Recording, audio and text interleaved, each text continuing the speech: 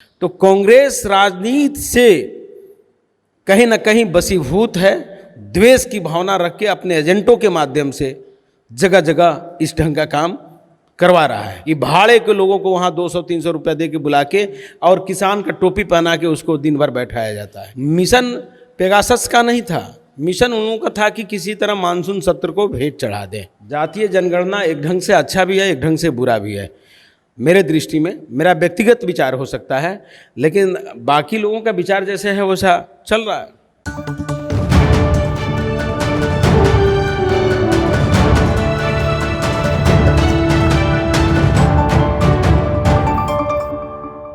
नमस्कार, मेरा नाम विवेक वर्मा है और आप देख रहे हैं खबरें इंडिया। आज हम ऐसे शख्स से आपको रूबरू कराने वाले हैं जो किसी पहचान के मोहताज नहीं हैं।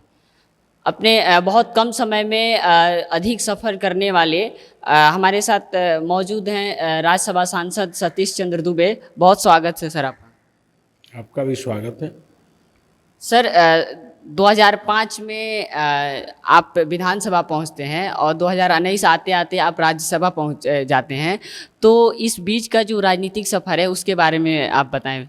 देखिए, 2005 में विधायक बनने का मौका मिला, फिर चुनाव हो गई, राष्ट्रपति शासन लागू हुआ, फिर दोबारा चुनाव लड़ना पड़ा 2005 में ही। उसके बाद 2010 में विधायक रहे, फिर विधानसभा के चुनाव लड़े, जीते। 2014 में सबकी इच्छा होती है कि हम भी प्रमोशन लें। हमने लोकसभा का ट्राई किया, पार्टी हम पर भरोसा करके टिकट दी, लोकसभा से चुनाव हमने लड़ा, जीता भी।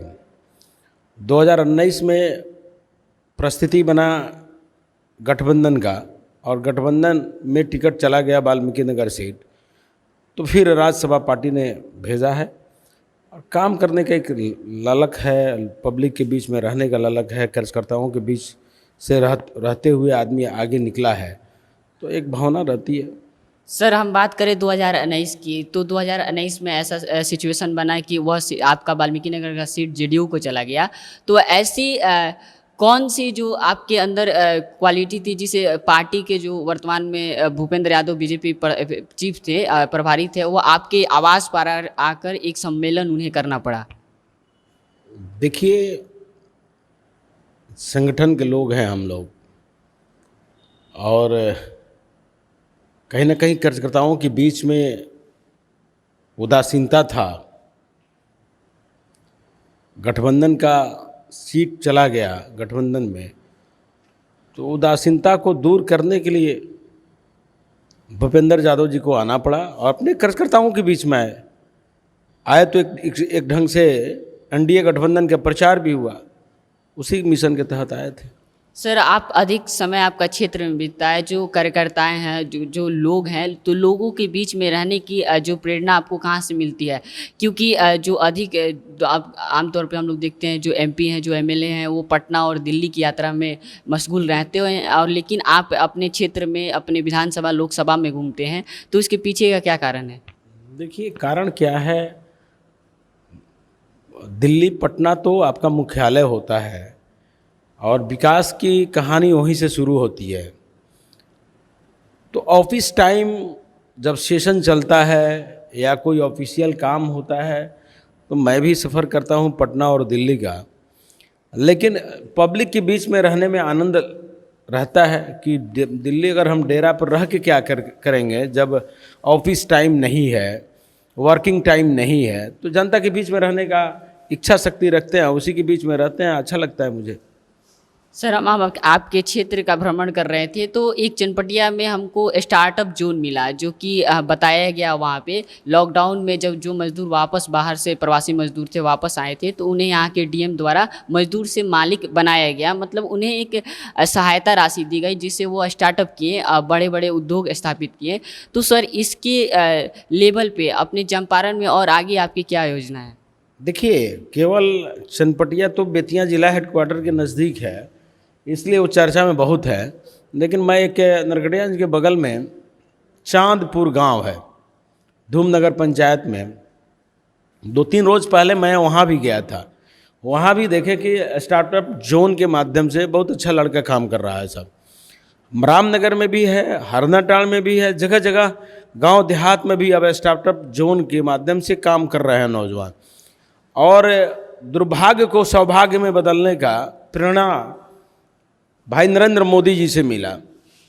और डीएम साहब भी बहुत अच्छा काम किए मेरे यहाँ। तो कहीं ना कहीं ये दुर्भाग्य रहा कि कोरोना आया और जो मज़दूर हैं, प्रवासी मज़दूर थे, किसी फैक्ट्री में काम करते थे, सरकार की सोच, सरकार की पहल से आज मज़दूर से मालिक बन के बैठे हैं। अच्छा है, अवसर मिलना चाहिए, सबको मिलना चाहिए, सब नौजवान को मिलना चाहिए। जो अगर काम करने की इच्छा रखता है तो उसको तो मिलना ही चाहिए, मिलेगा भी। सर आपका सहायता उन लोगों के साथ रहेगा? हमेशा सहानुभूति मेरी उनके साथ रहता है। सर अपने ज़िले की बात करें, शिक्षा एक सबसे बुनियादी मुद्दा है सर, जो कि चुनावी मुद्दा कभी नहीं बन पाता है। तो अपने ज़िले में अच्छी शिक्षा व्यवस्था हो, इसके लिए आप क्या कर रहे हैं? देखिए, देश के आज़ादी के बाद उत्तर भारत को उपेक्षित रखा गया शिक्षा के माध्यम से, खास करके बिहार, चंपारण काफ़ी उपेक्षित रहा।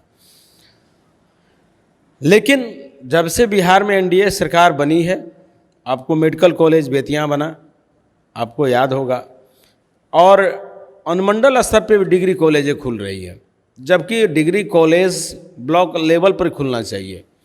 हजारों हजार लड़के 10+2 करके, इंटर करके निकलते हैं तो डिग्री कॉलेज के लिए बेतिया, नरकटियागंज, मोतिहारी, पटना जाना पड़ता है। तो उन लोगों को अपने प्रखंड मुख्यालय पर होगा तो बहुत सहूलियत से शिक्षा दीक्षा उन लोगों की हो जाएगी। तो ये डिमांड है, लेकिन परिस्थितियां अभी अनुकूल नहीं है और धीरे धीरे काम बढ़ रहा है। निश्चित रूप से आने वाले दिनों में प्रखंड मुख्यालय पर भी डिग्री कॉलेज होगा, टेक्निकल कॉलेज होगा, और हम लोग के बच्चा को बाहर नहीं जाना पड़ेगा। अपने ब्लॉक लेवल पर, अपने अनुमंडल लेवल पर, अपने शिक्षा जिला लेवल पर ही शिक्षा ग्रहण करेंगे। सर बिहार में बाढ़ हमेशा प्रभावित करता है लोगों को, लाखों लोगों को प्रभावित करता है। आपके लोकसभा की बात करें तो सर वहाँ से गंडक नदी गुजरती है, और वहीं पे हम लोग कुछ दिन पहले ही मसान नदी का दौरा किए थे, तो वहाँ कटाव से अधिक दर्जनों गांव प्रभावित होती है। तो उसके लिए वहाँ एक गाइड बांध चाहिए सर। तो गाइड बांध आपके संज्ञान में कभी आया है? देखिए, मैं बता रहा हूँ, शायद आप जहाँ पहुँचे हैं उसको बहुत पहले से हमने, मेरा यूट्यूब खोलिएगा, मेरे नाम से MP सतीश चंद्र दुबे करके डालिएगा तो उसमें आएगा जो मसान नदी है। मैंने सदन में भी उस बात को रखा था, और आज से 3 माह पहले बरसात शुरू हुई थी तो मैंने मुख्यमंत्री जी से बात किया, उसके बाद जल संसाधन मंत्री संजय जी से बात हुई, और तत्कालिक काम के लिए हम लोग भी प्रयास किए और काम भी हुआ, और उसको हमने कोशिश करके DPR भी कंप्लीट करवाया है डीएम साहब के देख रेख में। मसान नदी का जो जहाँ से उसकी उत्पत्ति होती है और जहाँ जाके समाप्त होता है, वहाँ तक दोनों साइड में अप एंड डाउन 40-40 किलोमीटर का है, और उसका DPR भी कंप्लीट हो गया है। बहुत जल्द कोशिश करेंगे हम लोग कि उसका टेंडर हो और बांध का निर्माण हो जाए। सर भ्रष्टाचार एक बहुत बड़ा मुद्दा है। जैसे कि हम लोग लोगों से बात कर रहे हैं तो बता रहे हैं कि जो आवास योजना है, प्रधानमंत्री आवास योजना है, जो शौचालय का है, जिसे प्रधानमंत्री बोलते हैं कि शौचालय सबके घर में होना चाहिए, उसमें बहुत सर घोटाला के मामले सामने आ रहे हैं। तो उसको हम लोग कैसे रोक? देखिए, एक मोदी जी के चाहने से और एक नीतीश कुमार के चाहने से और एक सतीश दुबे के चाहने से भ्रष्टाचार नहीं रुक पाएगा। रोकने का प्रयास जारी है। आए दिन निगरानी पकड़ के ले जाती है, जेल में बंद करती है, फिर बेल करा के लोग निकलता है न्यायिक प्रक्रिया से। और जनधन खाता योजना से डायरेक्ट लाभों को भी लाभ देने का हम लोग प्रयास किए हैं। बहुत सा पहले भीड़ आप देखते थे कि आपदा के समय में या सब्सिडी लेने के समय में कर्मचारी के पीछे पीछे घूमना पड़ता था, लेकिन अब तो आपका सर्वे होके गया और वहीं से क्लिक करके आपके खाते में भेज दिया जाता है। बहुत हद तक हमने भ्रष्टाचार को रोकने का प्रयास किया है, लेकिन एक एक व्यक्ति को ये जिम्मेदारी बनती है कि भ्रष्टाचार से लड़ाई लड़ना चाहिए। और हम जब किसी को घूस देंगे ही नहीं तो कोई घूस लेगा कैसे? इसलिए घूस देने वाले भी दोषी हैं, घूस लेने वाले भी दोषी हैं। सर बिहार की राजनीति की बात करें तो पिछले महीने बहुत राजनीति गरमाई हुई थी। एक मुद्दा आता है सामने जातीय जनगणना की। आपके जो बिहार के मुख्यमंत्री नीतीश कुमार के साथ 11 जो राजनीतिक दल हैं वो प्रधानमंत्री से जाकर मिलते हैं और जातीय जनगणना पे बात करते हैं। तो आपकी पार्टी का क्या स्टैंड है सर इस पर? देखिए, जातीय जनगणना का विषय उठ रहा है और उस पर प्रधानमंत्री जी खुद से नोटिस कर लिए हुए हैं। यहाँ का 11 जो प्रतिनिधिमंडल जाके प्रधानमंत्री से समय लेके मिला था, उसके समय को देखते हुए उन्होंने टाइम, प्रधानमंत्री जी ने सुना बात को और अपने जेहन में रखे। अब जब उचित समय होगा तो उचित काम करेंगे वो।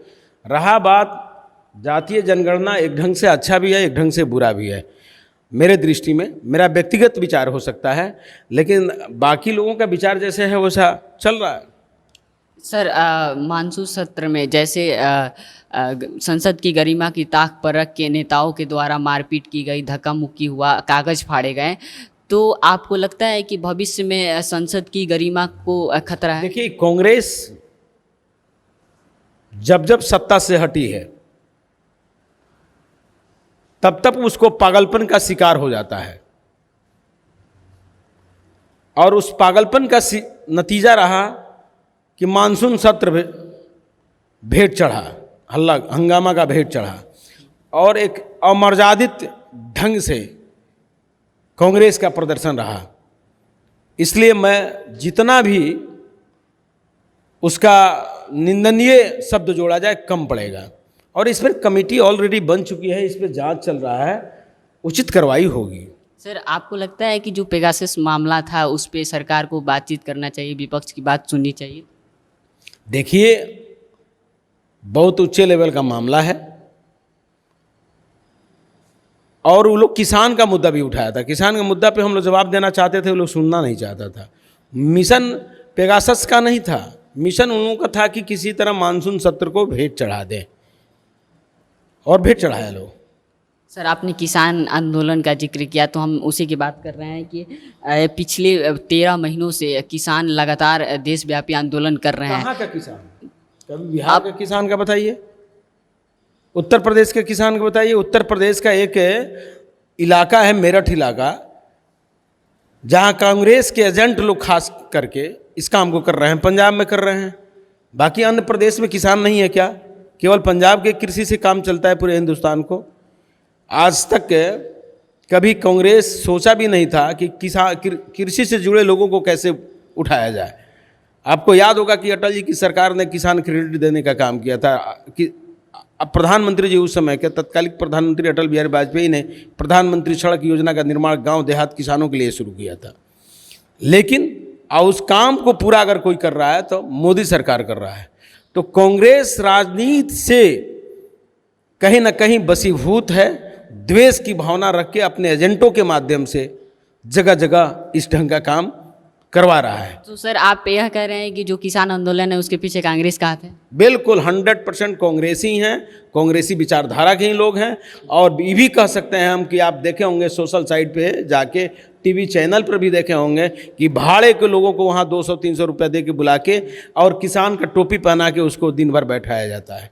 लेकिन सर, आपको नहीं लगता है कि सरकार को किसानों की बात सुननी चाहिए? किसान की बात हमने सुना ना, 2000 रुपया 3 महीना पे 6000 रुपये किसान सम्मान निधि के माध्यम से हम उन तक पहुंचाते हैं। किसानों को जो LIC के माध्यम से, इंश्योरेंस के माध्यम से, जो कृषि का इंश्योरेंस हम लोग करते हैं उसके माध्यम से भी लाभ दे रहे हैं, कि बिजली से पानी हम दे रहे हैं। किसान के उत्थान के लिए अगर सोचता है तो मोदी सरकार, बीजेपी सरकार सोचती है। कांग्रेस तो केवल एक नखड़ा किया है और कांग्रेस एक केवल विरोध की राजनीति कर रही है। सर, जाते जाते आपसे आखिरी सवाल यह करना चाहते हैं कि आप अपने जिले के लिए, आप राज्यसभा सांसद हैं, तो आप अपने जिले के लिए आने वाले समय में क्या करना चाहते हैं? देखिए, बहुत से काम बाकी है। जिस काम को हमने लोकसभा के जीतने के बाद भाई नरेंद्र मोदी की सरकार, अटल बिहारी वाजपेयी जी की सरकार बहुत अच्छा किया चंपारण में, और जो बाकी काम है उसको हम लोग निरंतर करने का प्रयास कर रहे हैं। अच्छी सड़क हो, अच्छी रेलवे की व्यवस्था हो। आप दोहरीकरण देख रहे हैं ना, काम पूरा हो रहा है उसका। अच्छा दोहरीकरण जिस दिन हो जाएगा, एक ट्रेन जाएगी और एक ट्रेन आएगी, कहीं स्टेशन पर रोक के किसी अच्छे ट्रेन को या बुरे ट्रेन, माने जो लोकल ट्रेन है उसको रोकना नहीं पड़ेगा, वो आने और जाने का प्रक्रिया बनी रहेगी। जबकि आप घंटों घंटों तक वेट करना पड़ता है क्रॉसिंग में। ये सब समस्या समाप्त हो जाएगी, और आपके रोड का जब डेवलपमेंट अच्छा हो जाएगा तो ऐसे भी बहुत अच्छा व्यवस्था रहेगा। शिक्षा पे भी हम लोग काम कर रहे हैं। अभी तो कोरोना से युद्ध चल रहा है, कोरोना हार भी रहा है और भारतीय जीत भी रहे हैं। तो कोरोना के बाद निश्चित रूप से और सब काम जो बकाया है उसको करने का हम लोग प्रयास करें। सर एक सवाल और है, जो आपने ट्रेन का जिक्र किया, तो आपके क्षेत्र से सर एक सप्त क्रांति जो दिल्ली के लिए जाती है ट्रेन, उस लेवल पे कोई ट्रेन है जो आने वाले समय में चले? निश्चित रूप से चलेगा, भविष्य की बात है। और आज केवल एक सप्तक्रांति ही ट्रेन नहीं चलती है, सत्याग्रह भी चलती है। आपको साप्ताहिक ट्रेन 2-3 है, गरीब रथ है, ये सब ट्रेनें हैं। भविष्य में भी जब ऐसा है कि जितनी ट्रेन चलती है उसके लिए मानक के हिसाब से आपके यहाँ रेलवे का जो स्ट्रक्चर है वो नहीं है। आपसे हमने जिक्र किया कि एक ट्रेन को क्रॉस कराने के लिए दूसरा ट्रेन को रुकना पड़ता है। जिस दिन दोहरीकरण हो जाएगा अच्छी अच्छी ट्रेनें यहाँ से चलेगी दिल्ली की। आप भविष्य की बात किए, तो क्या हम भविष्य में यह देख सकते हैं कि आने वाले समय में सतीश चंद्र दुबे केंद्र में मंत्री के तौर पे? देखिए, मैं एक भारतीय जनता पार्टी का पंचायत अध्यक्ष से राजनीति मैंने शुरू किया। अब मैं अपने आप को एक कार्यकर्ता के रूप में ही अभी तक सम्मानित करके रखा हूं।